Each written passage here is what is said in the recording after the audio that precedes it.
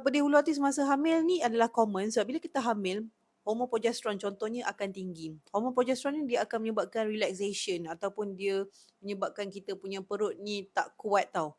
So bila perut kita tak kuat, kadang-kadang asid tu senang reflux. So patient yang hamil selalu akan complain gastrik dan sebagainya. Okay, pedih hulu hati, GERD dan sebagainya lah.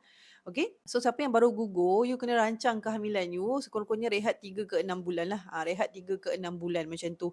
Barulah mengandung balik untuk menjamin kestabilan hormon dan juga bagi you heal betul-betul lah mentally, physically dan sebagainya. Okay, so itu adalah orang kata some of guideline yang kita bagi tahu patient kita. Okay, so that kalau you miscarriage, baru lepas miscarriage, jarakkan 3 ke 6 bulan. Alright.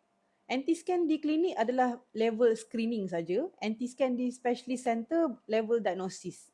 Sebab ramai je doktor yang bukan specialist boleh buat anti dengan detail tapi dia level screening saja. So macam kalau apa-apa memang kena rujuk jugalah.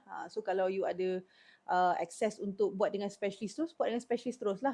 Tapi kalau contoh tempat you hanya ada klinik saja dan dia memang offer anti-scan, go for screening tak ada masalah. Sebab kalau ada apa-apa masalah memang akan refer rujuk kepada pakar. Okay?